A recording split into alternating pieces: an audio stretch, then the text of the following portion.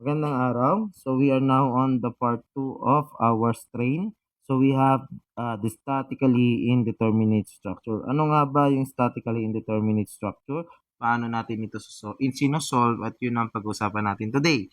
So there are types or there are certain combination of actually loaded member in which the equations of static equilibriums are not sufficient for a solution. Since we only have three equilibrium equations na alam right now, which is the summation forces, summation moment. So for the summation forces, we have two, horizontal and vertical, and then for the moment, we only have one. So limited yung ating mga solutions to determine the unknowns.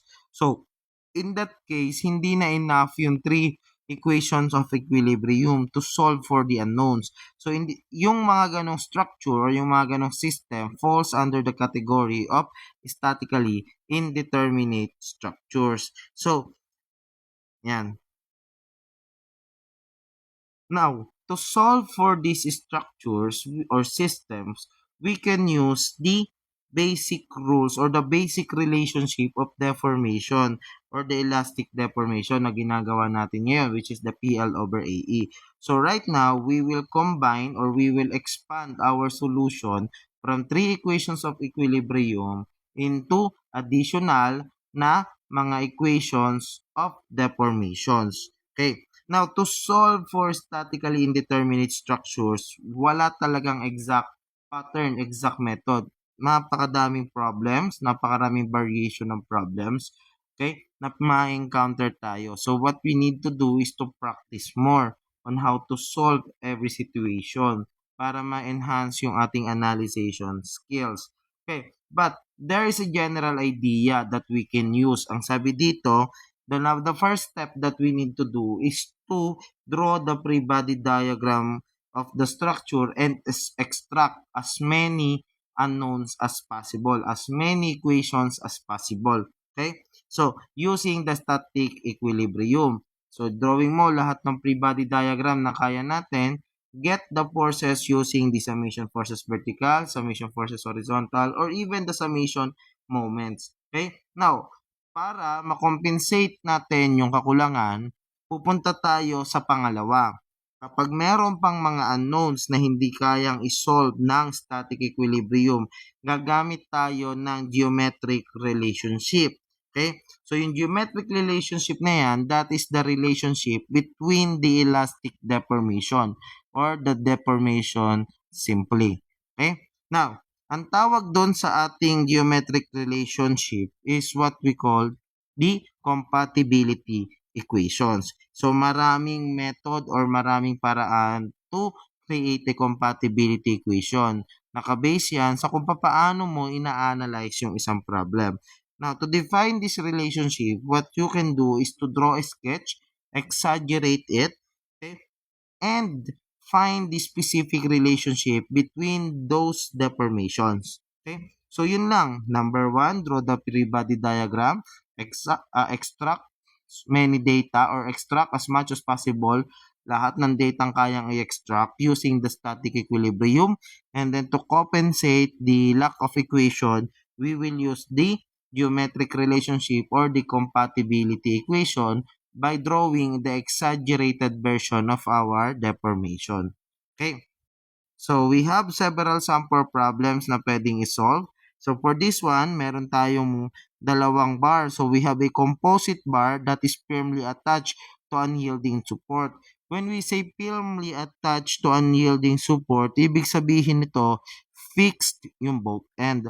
So we have to compute the stress in each material caused by the application of an axial load P equivalent to 40 kips. So, i-drawing natin two-dimensionally lang. Gusto ko lang din ipakita sa inyo kung paano ba ginagawa yung mga structure na sinosolve natin in real life. Ano? So, may nakabaon na mga bolts, anchor bolts, ayan. So, nakabaon siya dyan and then connected siya lang welding. So, ang nangyari dito, meron tayo daw dalawang unyielding support. Fixed support yan. Then, meron tayong aluminum bar. Masyado yatang maigsi ang aking aluminum bar. So, meron tayong aluminum bar.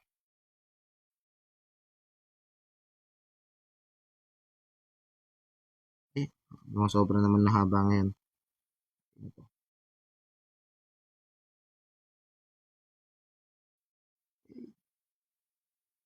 Yan. So, this is our aluminum bar. This is our steel bar. So, sabi ng problem, we have an applied force here equivalent sa 40 kips. Ang tanong sa atin, what will be the stress on this aluminum and steel section? Okay? So, stress on aluminum and then the stress on steel. So, step 1, forces. So, kung may forces tayo, itinutulak ko dito yung member ko, definitely ang mangyayari sa akin dyan, itutulak ko yan, magkakaroon ng reaction R1 dito. Pag tinulak ko ng 40 kips dito, i-resist ng wall, so may reaction R1 tayo dyan. Since hinihila ko naman si aluminum, ang nangyayari, nagkakaroon ako ng reaction R2 dito. So, we have a basic free body diagram. So from this free body diagram, we can say that summation forces horizontal should be equal to 0. So R1 plus R2 is equivalent to 40 kips. Sir, hindi ba natin pwedeng sabihin 20 kips lang si R1, 20 kips si R2?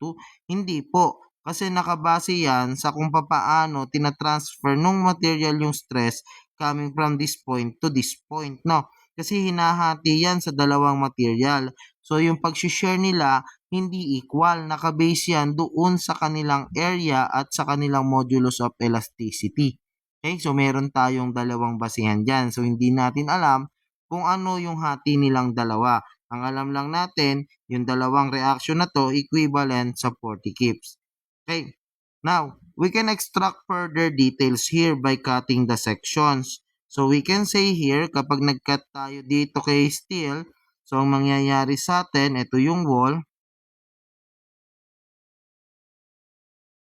Ito yung ating steel section.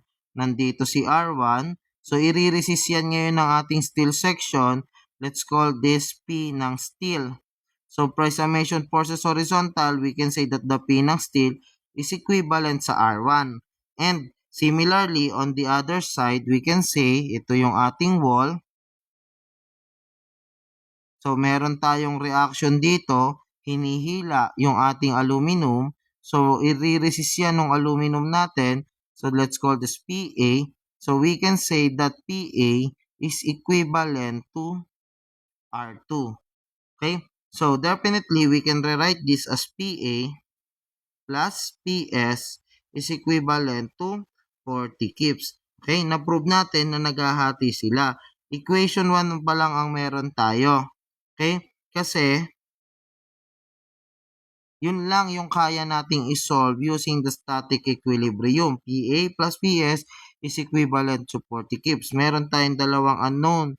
Kulang tayo ng equation. Dito tayo kailangang humanap ng compatibility equation. Okay? Compatibility equation or the geometric relationship.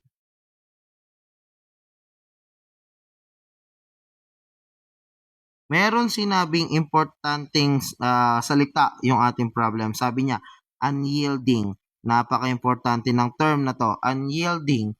Ano ang ibig sabihin ng unyielding? Kahit anong mangyari, hindi yan gagalaw.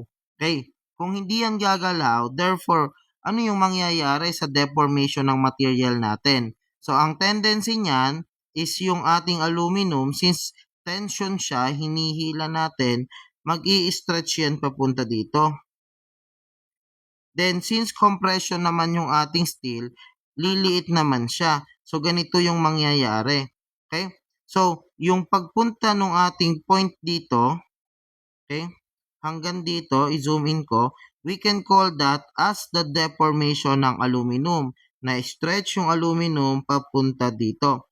Similarly, yung ating steel section na-stretch din papunta dito.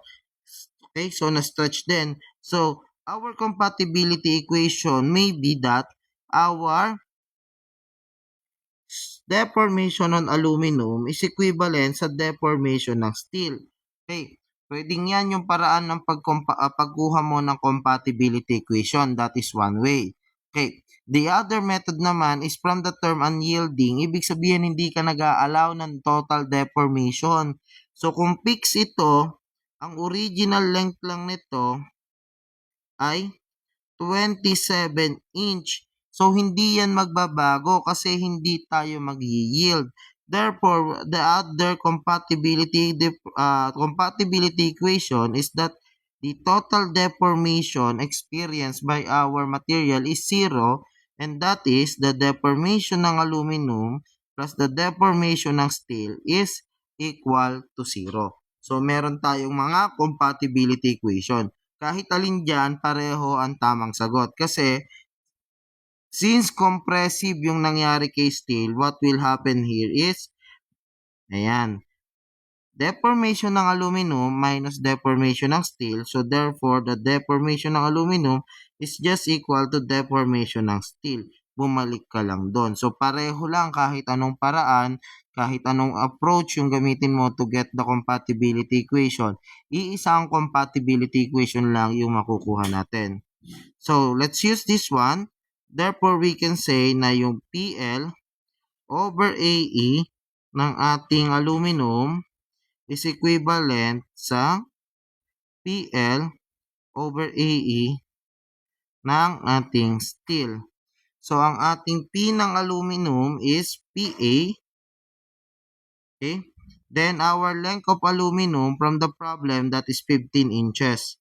So, that is 15 inches. Lagay natin yung unit para hindi tayo maligaw. Divided by the area of our aluminum is 1.25 inches squared. So 1.25 inches squared times its E. The modulus of elasticity is 10 times 10 raised to 6. So 10 times 10 raised to 6 pounds per inches squared. Magkasing size yung aking parenthesis. Okay?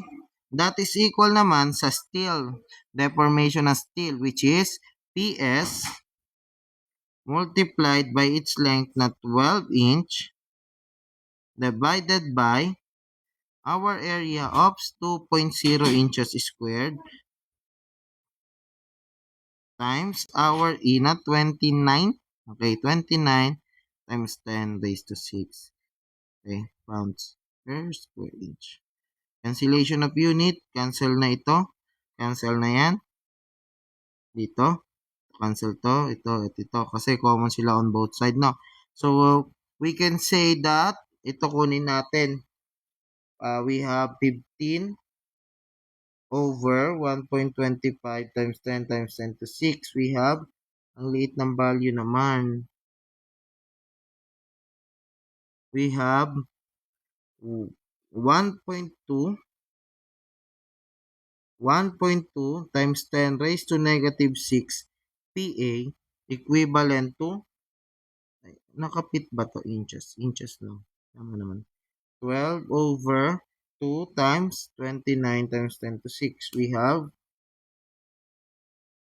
2.06896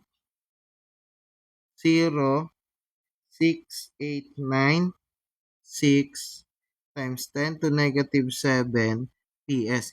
I-store nyo to sa calcu para madali. Ako, in-store ko siya sa A. Okay? So, in-store ko lang to sa A para madali.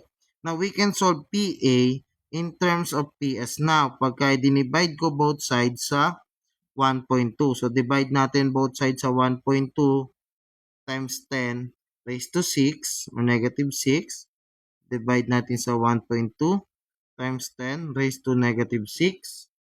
So, ang mangyayari dyan ay alpha A over 1.2 times 10 to negative 6. We have 5 over 29 PS.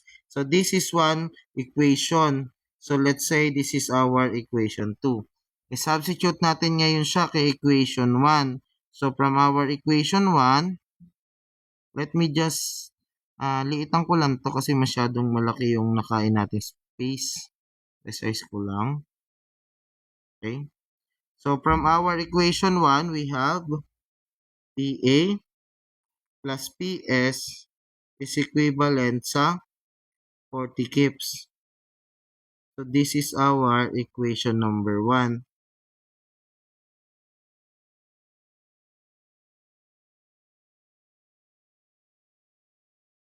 Okay. So since PA is equivalent to 5 over 9 PS, 5 over 29 PS, so our PA, replace na natin yan ng 5 over 29 PS. Then we have PS is equivalent to 40 kips. So here we can say that our PS is, so 40 over 5 over 29 plus 1. We have 34.117 kips. And our PA is 5 over 29 ng 34.117. We have 5.882 keeps. So, meron na tayong forces. So, we solve the forces using the equation of equilibrium and the compatibility equation. We can now solve for the stresses. So, our stresses now, so the stress in steel, that is PS over AS, which will give us 34.117 keeps all over. Our area is 2.0 pagdating sa steel. 2.0. So we have here 34.117 divided by 2. We have 17.0585 KSI or kilopounds per square inch.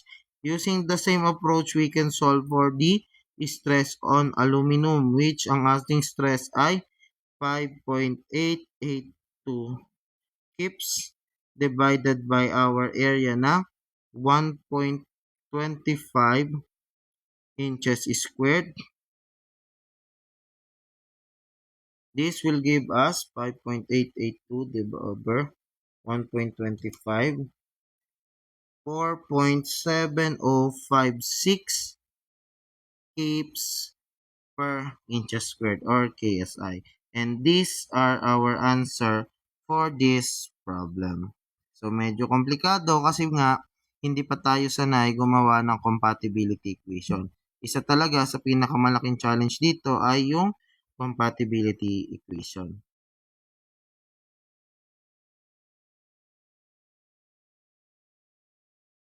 Next problem on our statically indeterminate structure. So we have here the two vertical rods attached to a rigid bar are identical except for the length. Before the 6,600 pound weight was attached, the bar was horizontal. Determine the axial force in each bar caused by the application of weight, and we have to neglect the weight of the bar.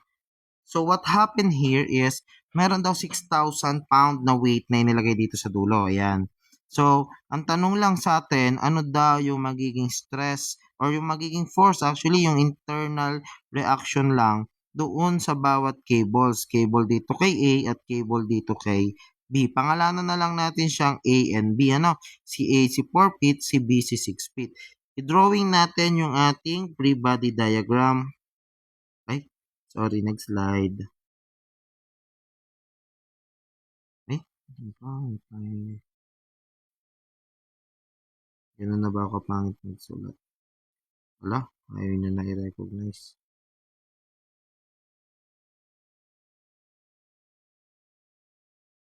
Okay, so ito yung beam natin. Hindi ko lang alam kung may re-resize ko pa siya. Ayun. Okay. So dito meron tayong support. So ito yung ating point O. So since pin ito, magkakaroon ka dito ng reaction O vertical at ating O horizontal. Dito sa dulo, meron tayong force or meron tayong weight na 6,600 pound na naka-apply. Okay? So dito naman, meron tayo ngayon dito 2 feet from the load. Andito yung ating, let's call this PA, yung reaction, PB rather, yung reaction sa cable B.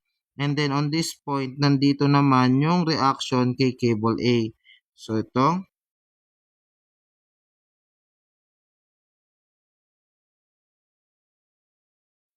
This is 4 feet, this is 4 feet, and this is 2 feet. So, para ma-solve natin si A and B, we can use summation of moment. Okay, take note, importante yung pagpili ng moment center. As much as possible, pag pumipili tayo ng moment center, ang pipiliin natin ay yung point kung saan mai-eliminate natin yung mas maraming unknown. Okay? So, for example, pag pinili ko ay itong point na to, point B, diyan ako nag-moment, ito yung moment center ko. Ang mangyayari dito, mapapasok sa equation of moment si PA, pati na rin yung horizontal at vertical component ng reaction at O. So, hindi siya magandang gawing moment center. Okay? So, since ang hanap natin ay A and B, we can eliminate yung ating point O, yung reaction sa O. Tanggalin na natin siya sa moment equation by taking summation moment at O. If we take summation moment at O equivalent to 0, clockwise if positive. So we have here 6,600 pounds. This one. Okay. The moment arm is 442. That is 10 feet. Okay. Minus, kasi counterclockwise na itong dalawa, paikutin tayo towards this direction. So that is a counterclockwise. So that is, ay, delete ko lang to. Minus, we have PA, the moment arm is 4 feet. Then, minus PB, the moment arm is 8 feet. And that should be equal to 0. So, cancelin na natin yung unit ng feet. Pare-pareho naman sila. So, what we have here now is that PA plus, 4PA rather, 4PA plus 8PB is equivalent to 66,000 pounds. Okay? So, ito yung ating equation number 1. Pinalipat-lipat ko lang ito, minultiply ko both equations sa negative para maging positive ito, tapos nilipat ko sa kabilang side. Okay? Minanipulate lang natin kasi sanay tayo na yung unknowns ay nasa left side of the equation. Okay? So, this is our equation 1. Ngayon, kung magsa-summation forces vertical ako, sir, mag-summation forces vertical ka nga, papasok si OV, madadagdagan lang tayo ng unknown. So, hindi na maganda yon. Wag na nating isama si OV. Kasi kapag ka nagdagdag pa tayo ng isang unknown, magre-require na naman sa atin ng isang equation. And kung titingnan natin kasi itong ating problem, assuming na summation forces horizontal is equal to 0, OH is equal to 0, meron tayong 3 unknowns dito. Okay? Ang natitira na lang nating equation ay dalawa, summation forces vertical at summation moment. Nagawa na natin yung summation moment, isa na lang, hindi kayang isolve yun. So, hahanap tayo ng compatibility equation by drawing the deformation. So, sabi ng problem, rigid daw yung ating bar. So, hindi yan magde-deform, hindi siya magbe-bend. Okay? So, kung ito si point O, andito yung 6,600 pounds, ito initially yung horizontal line.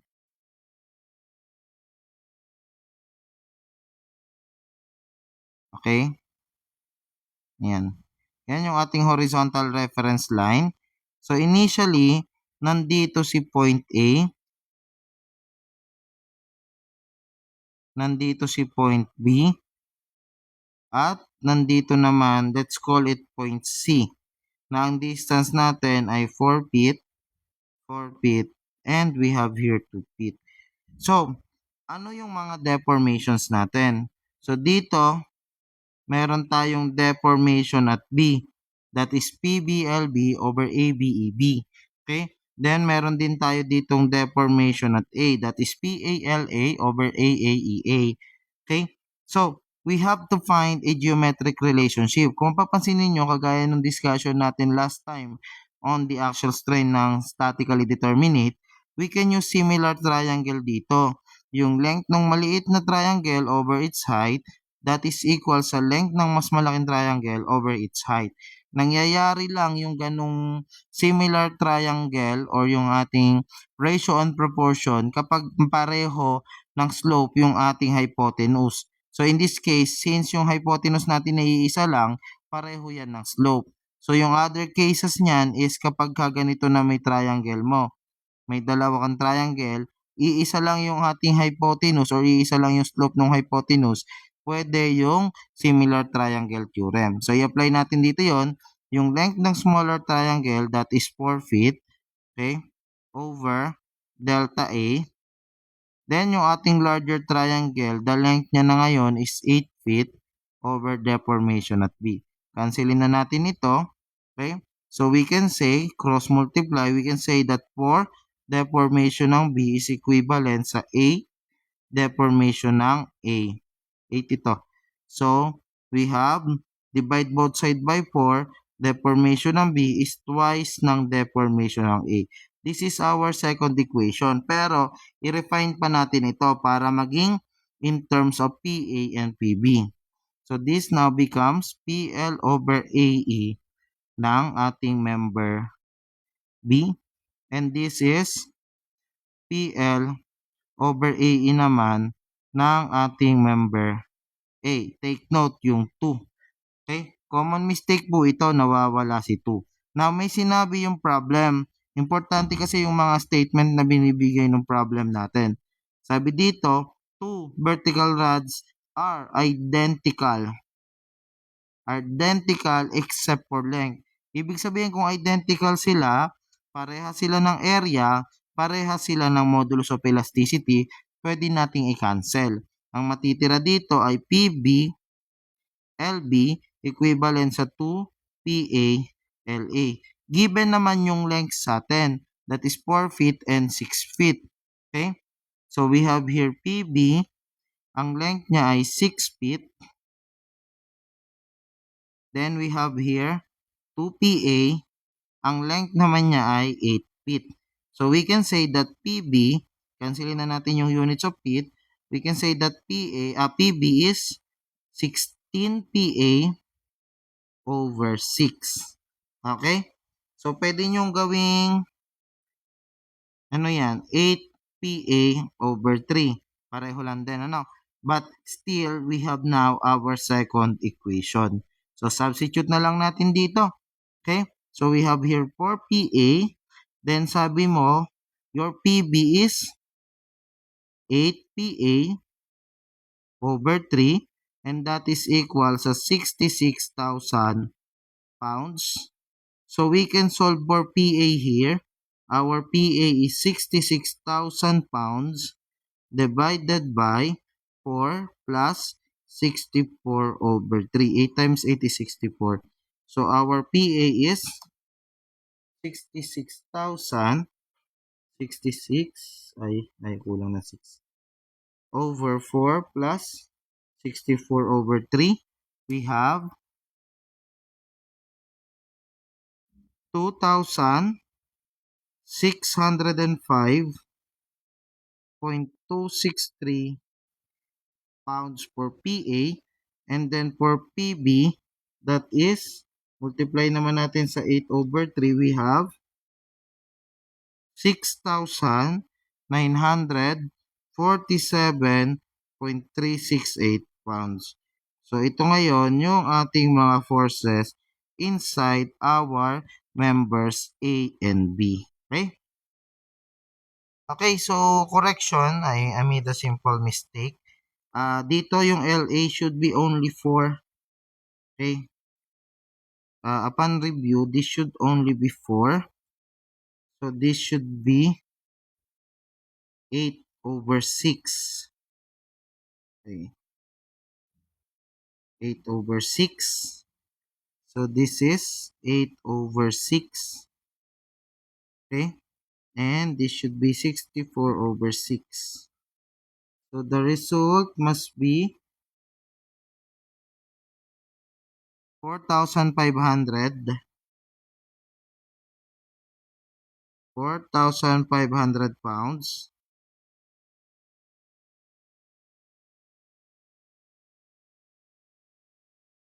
Okay.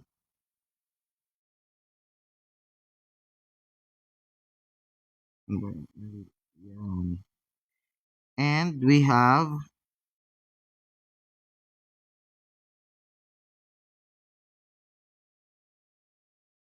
Mhm. 6, 8 over 6. We have 6,000 pounds. This is the correct answer. Okay? So, nagtaka ako bakit parang mas mataas pa isa dun sa isa. Alright. So, correction lang for our second sample problem.